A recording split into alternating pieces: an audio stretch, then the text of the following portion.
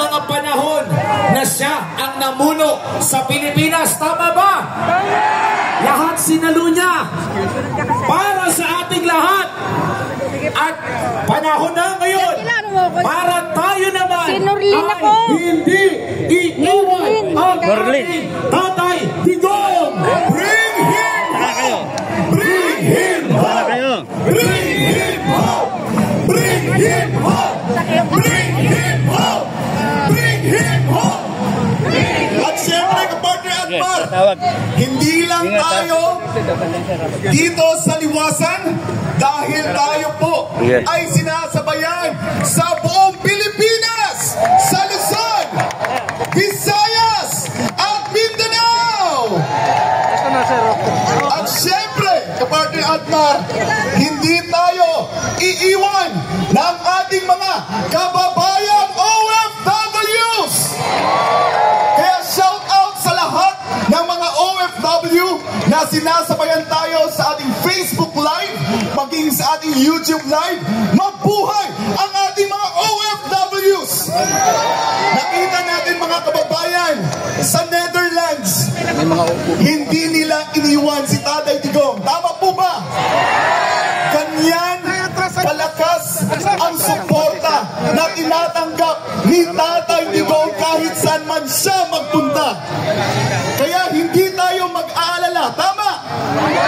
Dahil may kasama si Tatay Digong. Nagtataka ang international community dahil ang gobyerno natin ipinadala si Tatay Digong. Pero ang mga Pilipino lumabas, ipinakita ang pagmamahal sa ating dating Pangulo. Nagtataka sila kung bakit ipinadala sa banyagang bansa ang ating Pangulo na nagdulot na magandang epekto sa bawat Pilipino. At bago tayo magpatuloy, kapartner Admar, maaari na po tayong makaupo. Sige po, sige po. Once again, lahat po tayo dito ay nandito sa liwasan dahil tayo ay naniniwala sa mga programa at nagawa ni Tatay Digong sa loob ng 6 na taon. Tama po ba? Ang bawat sa atin, isa sa atin, merong kanya-kanyang testimonya kung bakit niya gusto si Tatay Digong. Kasi kung totoo pang kriminal si Tatay Digong, hindi magkakaisa ang mga Pilipino ngayon. Tama? At nakikita ko, kapartner Admar, punong-puno ang liwasan. Kaya mag-ingat tayo dahil baka may mag-picture ng mga bakanting upuan. Siguraduhin natin, ipakita natin ang ating lakas at ang ating suporta kay Tatay Digong. Tatanungin natin, kapartner Admar, kailan kayo naramdaman ninyo mas safe kayo sa Pilipinas? Kailan? Parang ang hina. Anong administrasyon?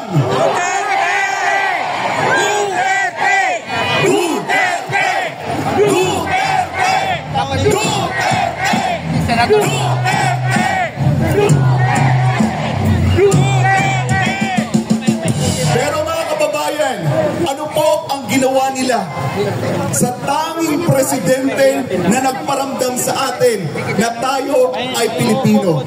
Ano po ang ginawa nila sa presidente na ipinaramdam sa atin na ligtas tayong maglakad sa kalsada kahit gabi, kahit madaling araw? Anong ginawa nila sa presidente natin na sinugpo ang CPP, NPA, NDF, sinugpo ang illegal na droga, sinugpo ang kriminalidad? Sabi ni Vice President Sara Duterte, kidnapping ang ginawa nila kay Tatay Digong. Kaya nung panahon na si Tatay Digong ay tumayo para sa bawat isa sa atin, sino po ang tatayo ngayon para kay Tatay Digong? Sino ang tatayo para kay Tatay Digong? Siya sa loob ng 6 na taon, tumayo siya para sa bansang Pilipinas. Panahon naman natin ngayon na tumayo para kay Tatay Digong at para sa Pilipinas.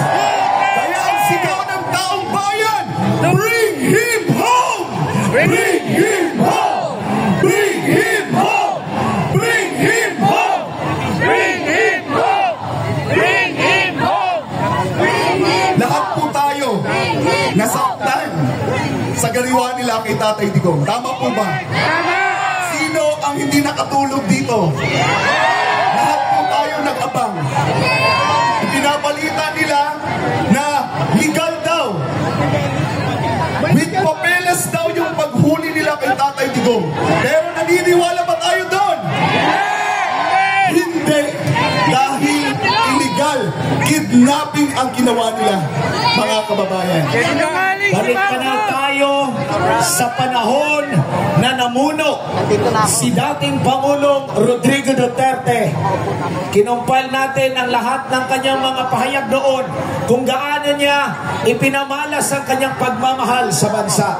Itoon niyo po ang inyong mga mata at atensyon dito po sa ating LED wall, sa lahat ng mga nanonood sa ating ngayon sa inyong mga cellphone, mga desktop, laptop, tablet, at panoorin natin, magbalik tanaw tayo noong panahon ni President Rodrigo Duterte.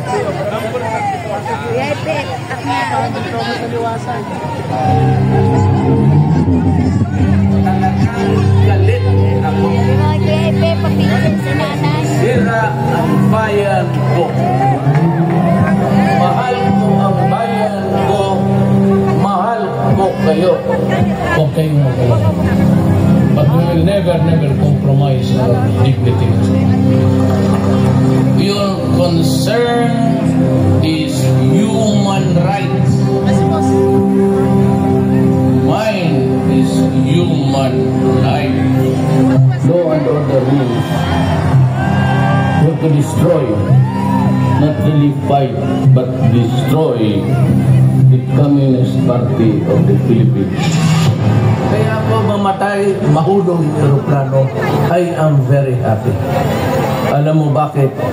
Sabi ko, without declaring martial law, I dismantle the oligarchy that control the economy of the Philippines.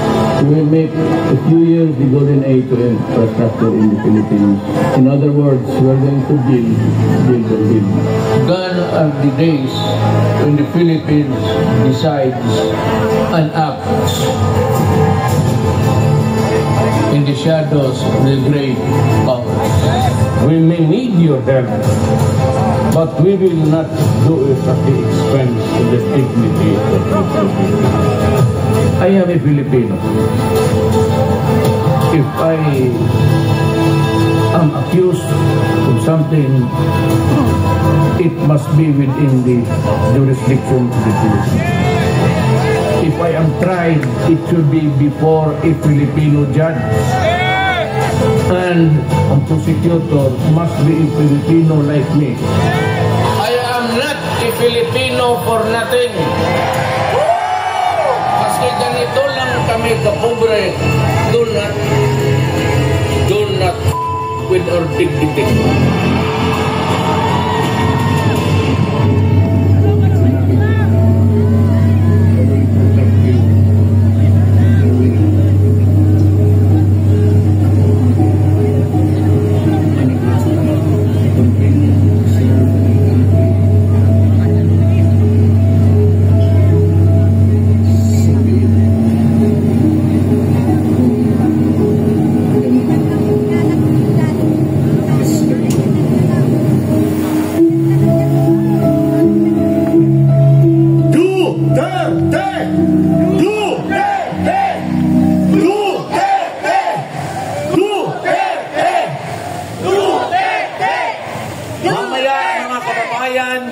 Maraming magsasalita dito sa ating harapan at magpapatotoo sa lahat ng mga mabubuting nagawa ng ating dating Pangulo.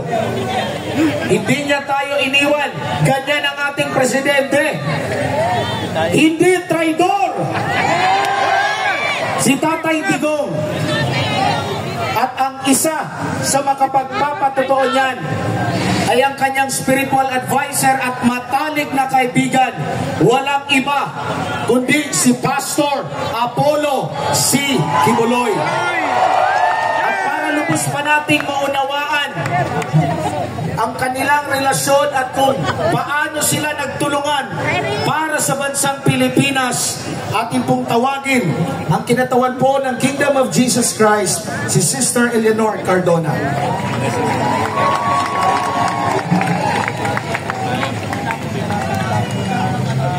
Magandang hapon sa lahat ng nagmamahal kay Tatay Digong dito sa Liwasang Bonifacio. At sa lahat ng nagmamahal kay Tatay Digong sa buong Pilipinas na nakikipag-isa sa atin sa hapon ito.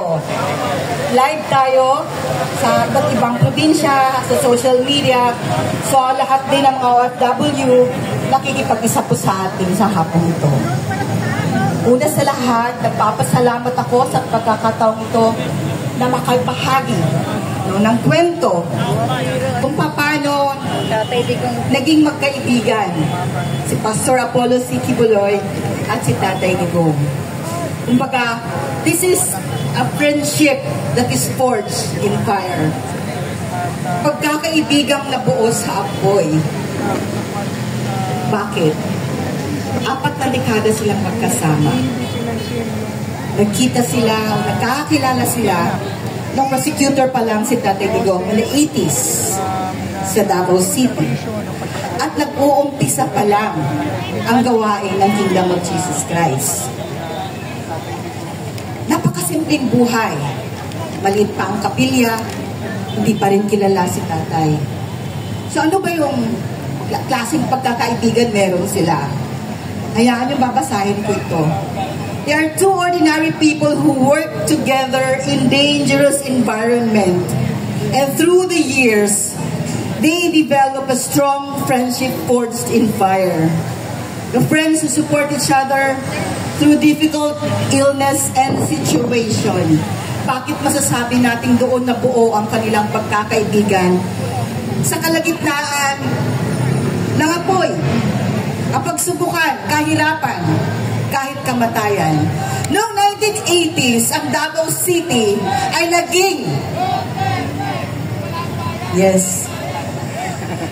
naging laboratory ng CPP, NPA, NDF. Napakagulo. Yung Agdao, kung saan nandoon ang chapel pastor, ay tinawag na Nicaragdao. Araw-araw nagtutumbahan ang mga pulis sa daan. Kasi may mga Sparrow units ang mga CPP, NPA, NPA pa noon. Ganun ang sitwasyon ng Davao. Itatawag din na Nicaragua, Nicaragdao at Maanagua. Magulo. Walang gustong titira sa Davao City. Dahil takot. May takot. Kahit sa kapilya ni Pastor, may mga pumupunta doon at tinatakot ang mga misyonaryo. Lalagay ang 45 sa harapan at pinapapili. Baril o Biblia? Ganun ang Davao. Tumakbo si Mayor bilang Vice Mayor at muli siyang dumalaw sa pananambahan ng Jesus Christ. Sa madaling salita, nanalo si Mayor bilang Vice Mayor noon hanggang naging mayor ng 3 terms, hanggang naging congressman, at naging presidente ng bayan nating Pilipinas. At mula noon hanggang ngayon, magkakasama sila ni Pastor. Ano bang klaseng kaibigan sila? Sabay silang maglaro ng golf. Ganun kasimple ang buhay. Sabay silang nagmo-motor, nagbo-biking, mag-big bike. At si Mayor din ang nagturo kay Pastor na maging piloto. Piloto silang dalawa. Nag-aral sila para maging pilot. Pero nung mag-solo flight na si Pastor, sabi ni Mayor, Pastor, sabay ako. Pag dapat nandyan ako.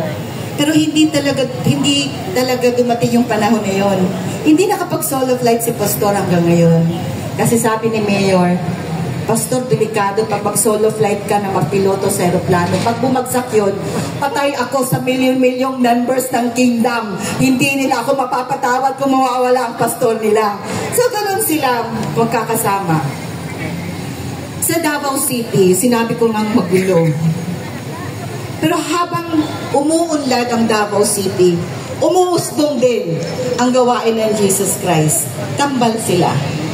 Magkaiba man ang landas, magkaiba man ang kanilang ginagawa, magkaiba man ang misyon nila sa buhay. Dahil si pastor ay naging pastor, tagapag-alaga ng kongregasyon, ng kanyang mga tupa, si Tatay Digong naman ay naging ama ng syudad ng Davao. Umunlad at lumago ang Kingdom of Jesus Christ kasabay ng pagunlad at paglago ng Davao City. And through it all, magkasama sila. Nakita namin kung paano ang pagmamahal ni Tatay sa mga taga Davao City. Alam ko nakita nyo rin kasi naramdaman din natin nung siya naging presidente natin dito sa Pilipinas.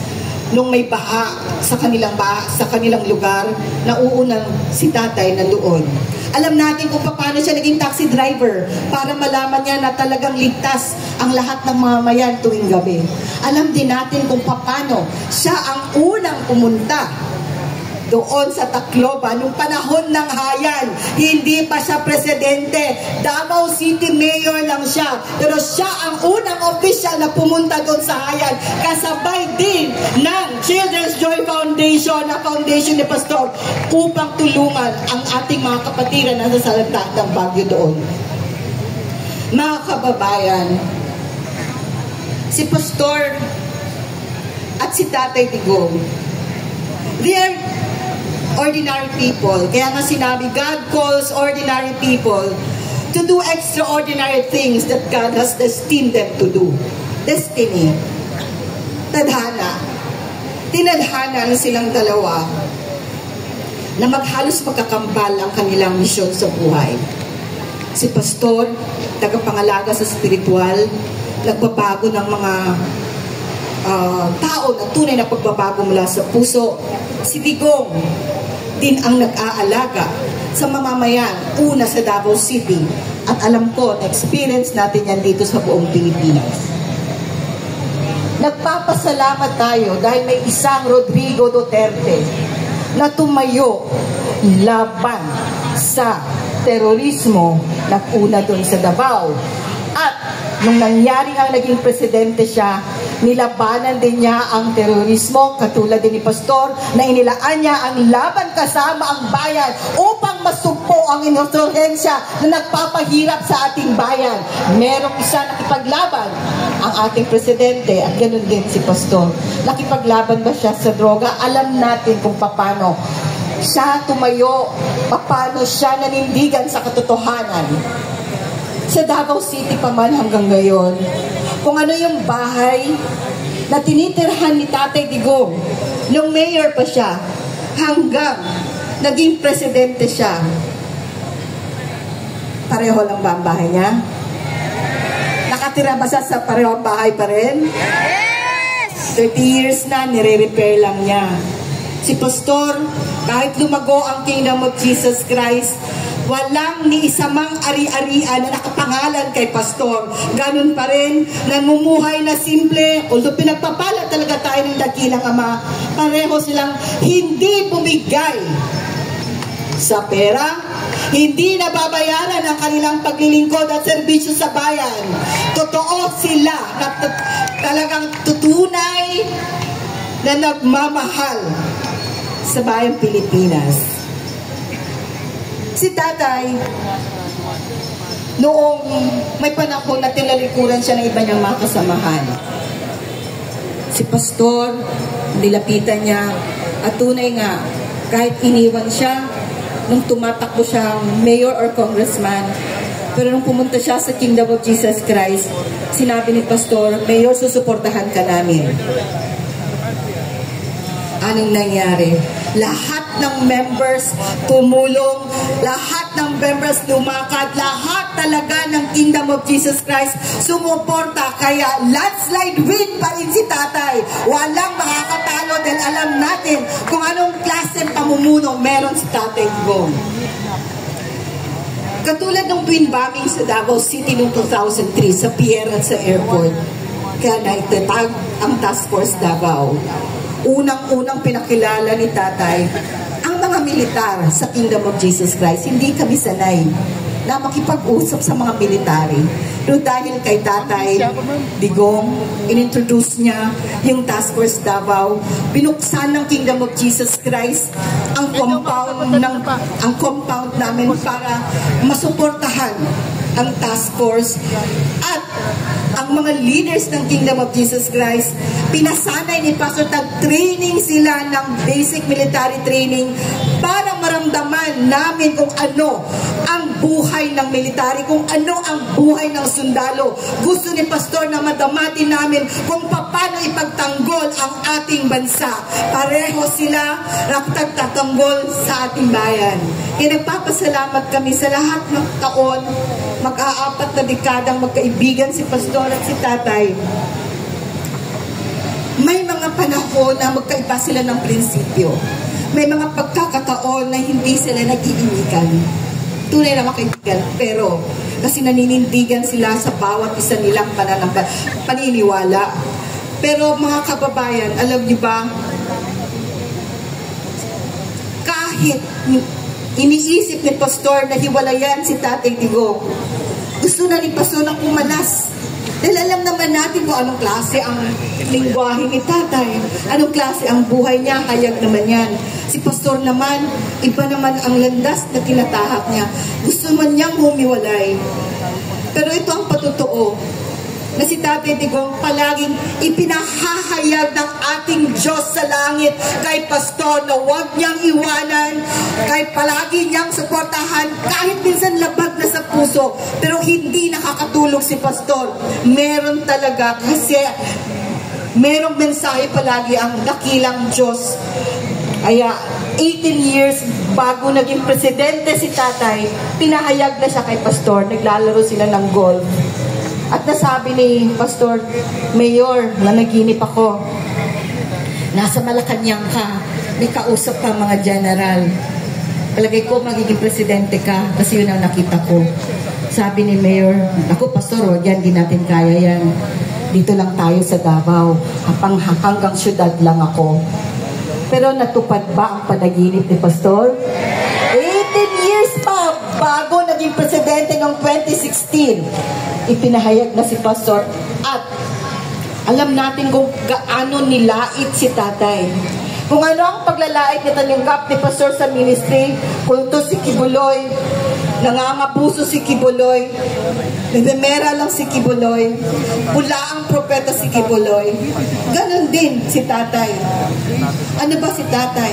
Kriminal, ang bababae, bastos, di ba? Probinsyano, baduy. Anong klase ba yan? Dapat ba siyang maging presidente ng ating bansa?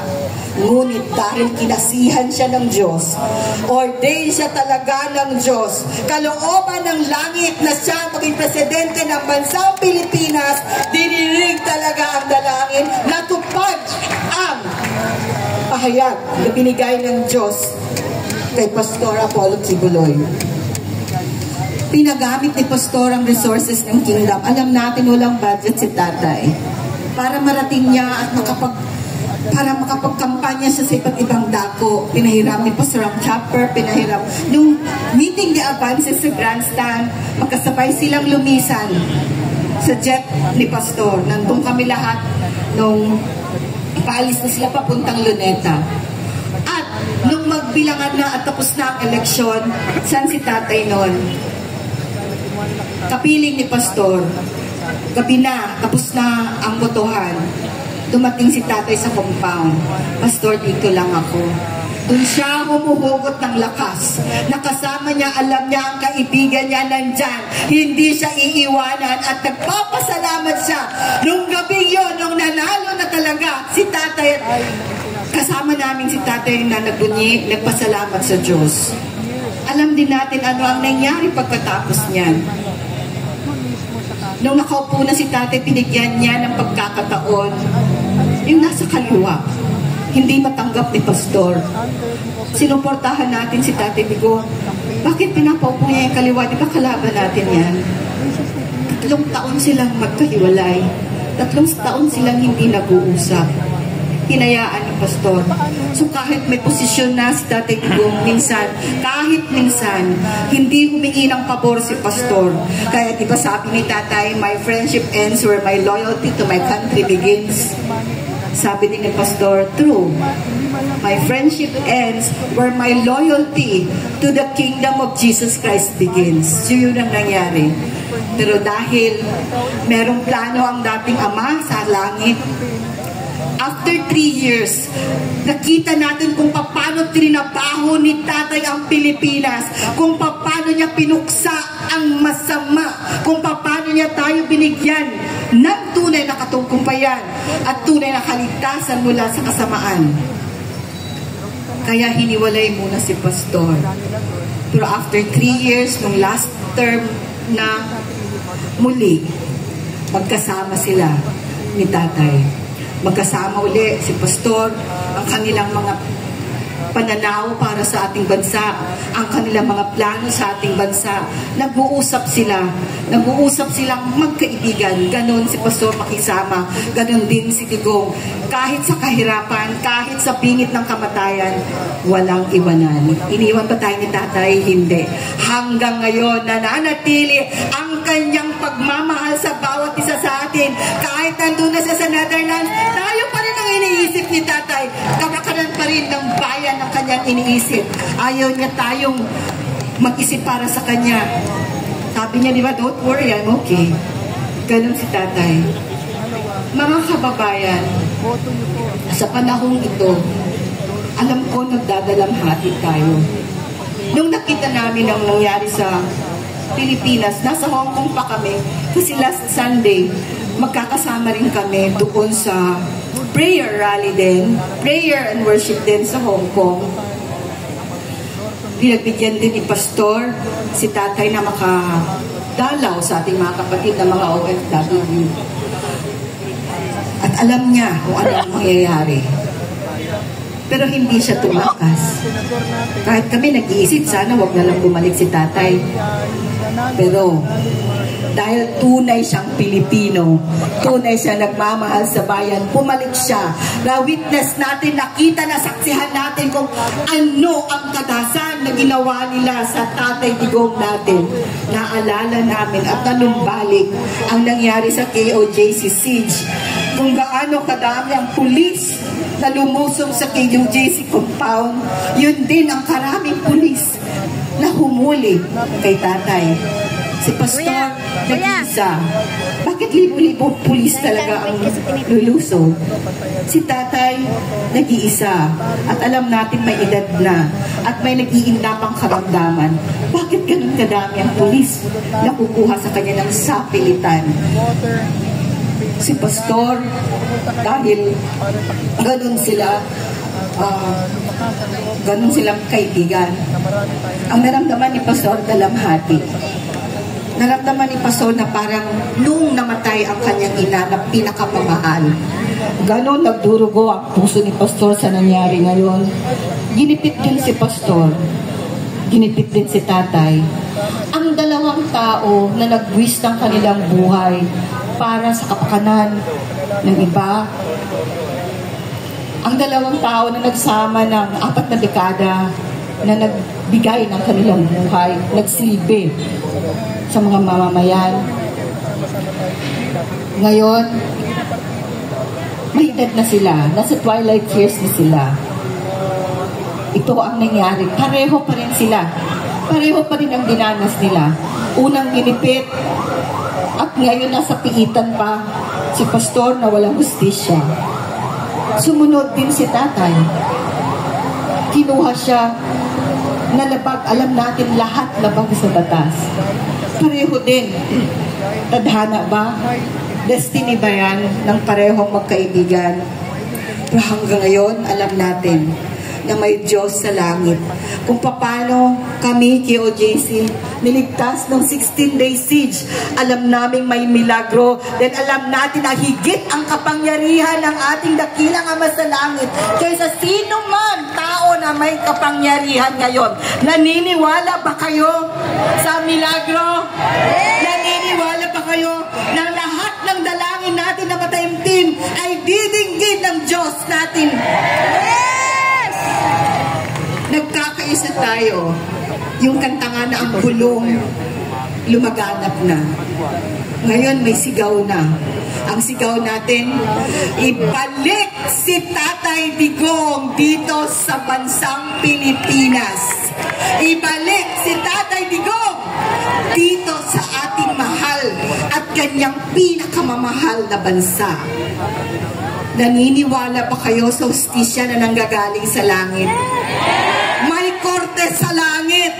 Dinidinig ng Diyos ang dalangin natin. Kung wala tayong hustisya dito, merong hustisya sa langit. Because God is a God of judgment and God is a God of justice. There is a Chinese proverb that says, the hottest fire produces the bravest men and leaders. Kung gaano kainit ng apoy, ganun din kamatibay ang taong kanyang nabibigay o nagagawa. So alam natin kung gaano katibay ang ating leader. Matibay ba si tatay? Nababali ba si tatay? Hindi. We will never bow down to tyranny. Hindi tayo masisiil. Dahil tayo ay Pilipino. We are Filipinos for nothing. Diba? We are not Filipinos for nothing. Nakita ng buong sanlibutan kung anong ginawa nila kay tatay. Ngayon, bilang mga mamamayang Pilipino, ipakita rin natin sa mundo, kahit may sakit, kahit may dalamhati, kahit may puot, pero nananatili tayong matibay sa ating paninindigan. Nananatili tayong paninindigan sa katotohanan at ipaglaban ang katotohanan. Hindi tayo magugulo dahil pag-ibig ang susi ng lahat. Pag-ibig sa Diyos na sa lahat, sa bansa, sa kapwa. Yun ang tinuro sa amin ni Pastor. Kahit nung 16 days siege, alam namin nasa bingit kami ng kamatayan.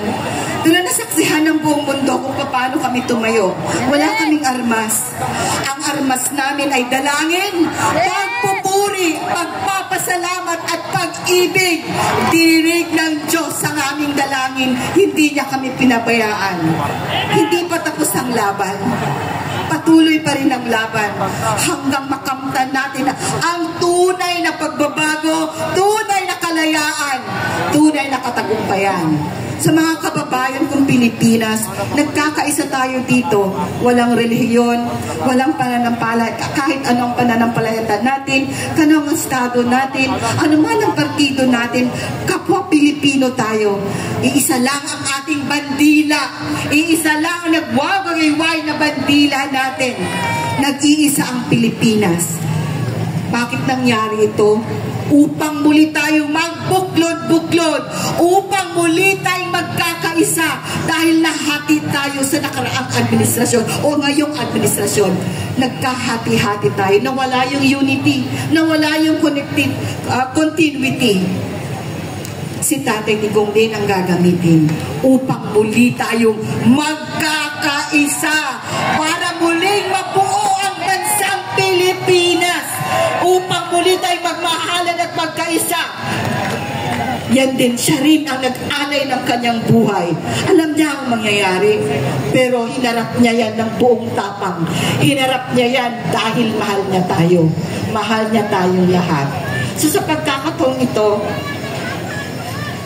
lahat tayo, saan man tayo, anumang estado sa buhay meron tayo, alam natin na ang Diyos, iisa, at tinidinig niya ang taimtim na dalangin, ang taimtim na dalangin ng kanyang mga anak. Mananalangin ba tayo, mga kapatid? Mga kababayan? Yes! Itataas natin ang ating mga dalangin para kay Tatay Digong, para sa bansang Pilipinas, upang sa madalian, alam natin, tatanggapin natin ang kasagutan.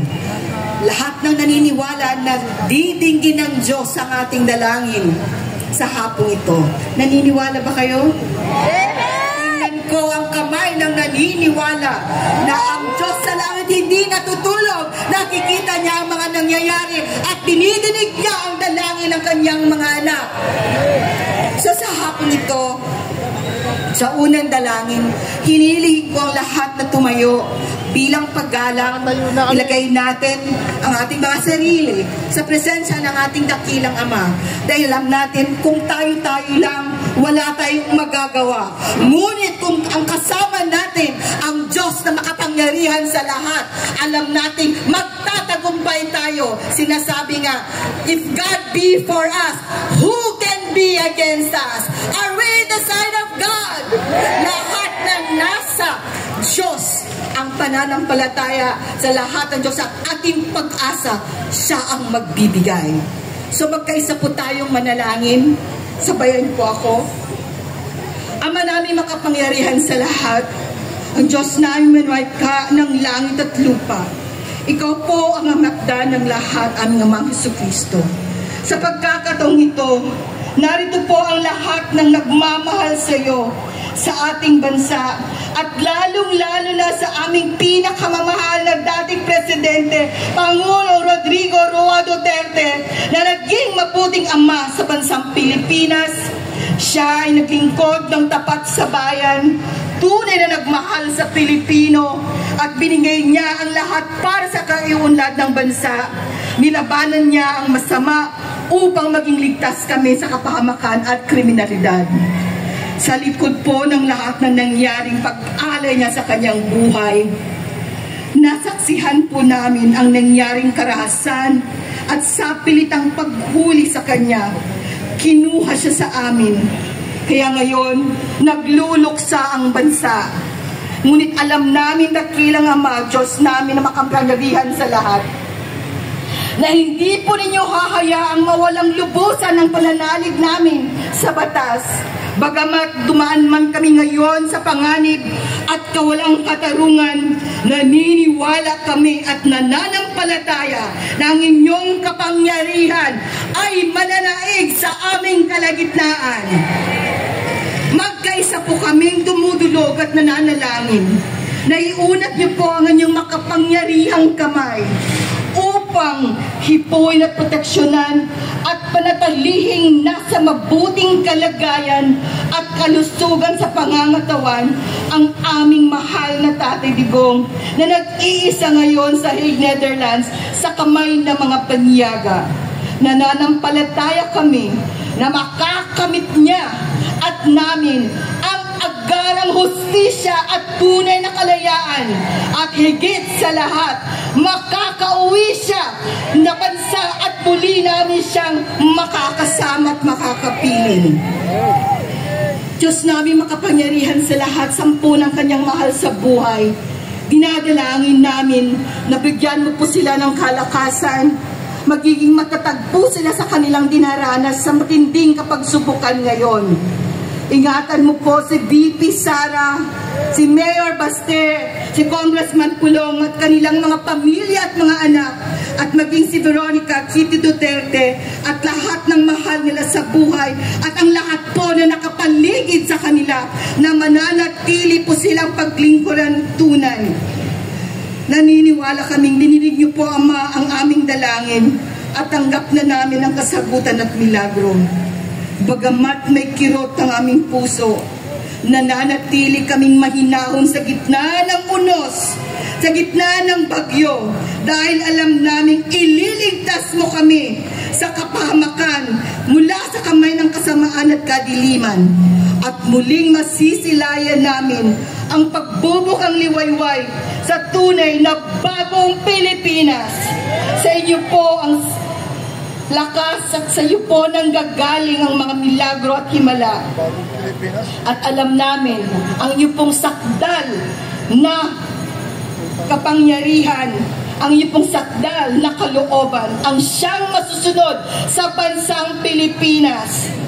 At maingat po namin binabalik ang lahat ng kapurihan, lahat ng kapasalamatan, lahat ng kulalatian sa iyong dakilang pangalan, aming Jesucristo.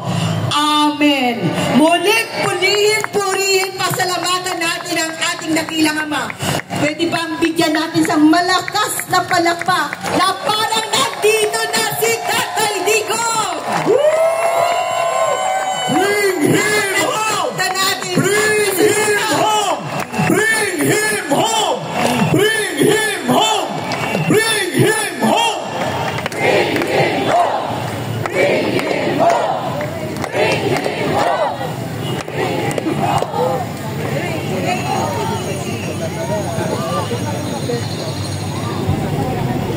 home!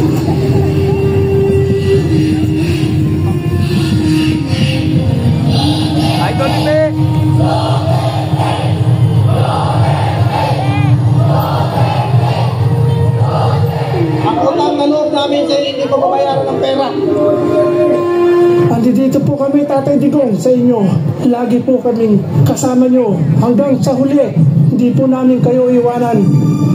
Mahal po namin kayo, Tatay Digong. Ipaglalaban po namin kayo.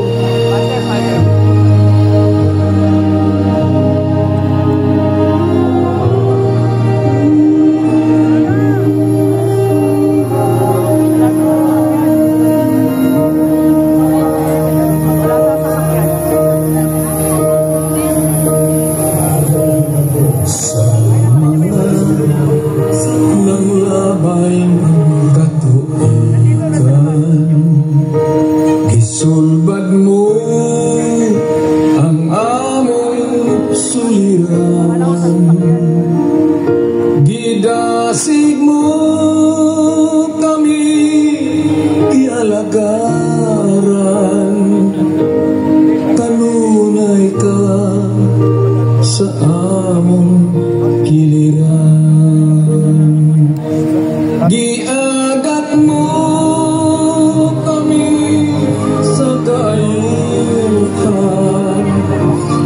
diluwas mo sa daghang pagsulay, sa panahon sa among kalisdanan, gisapnay mo kami sa imong pagmahal. Sasabihin ko kay Tatay Digong, hindi ka naging isa. Lahat dito kami sa bayan ng Pilipino. Hindi yung sa sumusuporta lang. Humahanga kami sa lahat na nagawa mo sa sambayan ng Pilipino.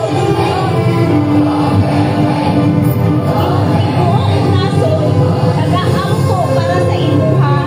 And also, Tatay Digong, we are here always to support you po. Hindi po kami tatalikod sa inyo po. Andito lang po kami. Buhay kayong lahat.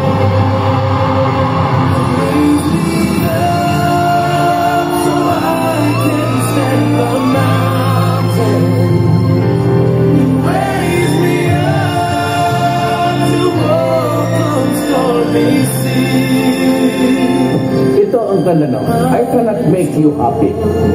But ito ang guarantee ko. Remember, I can make your lives comfortable habang hindi kayo itatrabaho pa tayo. Thank you.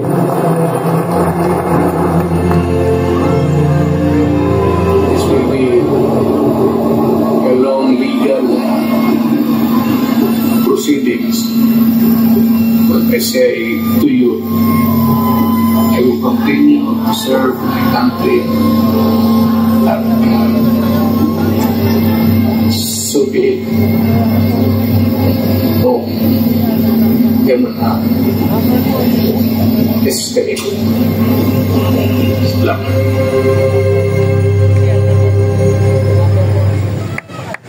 Duterte! Duterte! Duterte! Duterte! Pwede po ba nating ipakita ang pagmamahal natin kay Tatay Digong? Itaas po natin ang ating mga watawat. Ipakita po natin sa buong Pilipinas. Ipakita natin sa buong mundo na hindi natitinag ang mga taga-suporta ni Pangulong Rodrigo Roa Duterte! Duterte! Duterte! Duterte! Duterte! Duterte! Mga kababayan, nagtipon-tipon tayo muli dito dahil isa lang ang hiling natin. Ibalik po nila si Tatay Digong. Ibalik po nila ang presidente na minamahal natin hanggang ngayon. Sino po ang naniniwala na sa madaling panahon muli nating makakasama si Tatay Digong? At ngayon mga kababayan, bago po tayo mag-proceed sa ating program, programa, amin pong tinatawagan ang may-ari po ng Hyundai NCV 3644 na ating pong ating sasakyan dahil may dadaan po. Muli, tayo ay nandito dahil sa isang dalangin. Dahil sa injustices na ginawa ng administrasyon laban kay Tatay Digong, hindi lang kay Tatay Digong, maging sa lahat ng mga Duterte. May ginawa bang masama ang mga Duterte? Ano lang ang nasa isip ni Tatay Digong? Na tayo ay maging ligtas mula sa kriminalidad. Tayo ay maging ligtas mula sa CPP, NPA, MDF. Maging ligtas mula sa mga drug addict. Pero anong ginawa nila sa ating Tatay Digong? Kaya tayo mga Pilipino ay nagkakaisa ngayon at isinisigawan natin sa buong mundo at sa International Criminal Court. Ibalik nila si Tatay Digong. Bring him home! Bring him home! Bring him home! Bring him home! At sa mga oras ito, mga kababayan, para magpatotoo pa sa mga sakripisyo at mga ginawa ni Tatay Digong sa ating Pilipinas at magpapatotoo rin sa oppression, sa panggigipit ng kasalukuyang administrasyon. Atin pong tawagin ang isa sa mga political vlogger na hindi iniwan si dating Pangulong Rodrigo Roa Duterte. Atin pong tawagin at bigyan po natin siya ng masigabong palakpakan. Palakpak!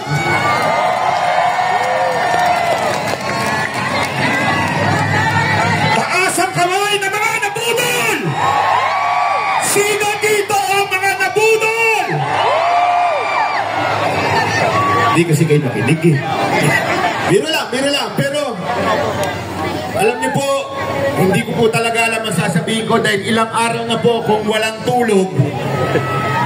Ilan dito ang walang tulog? Hindi.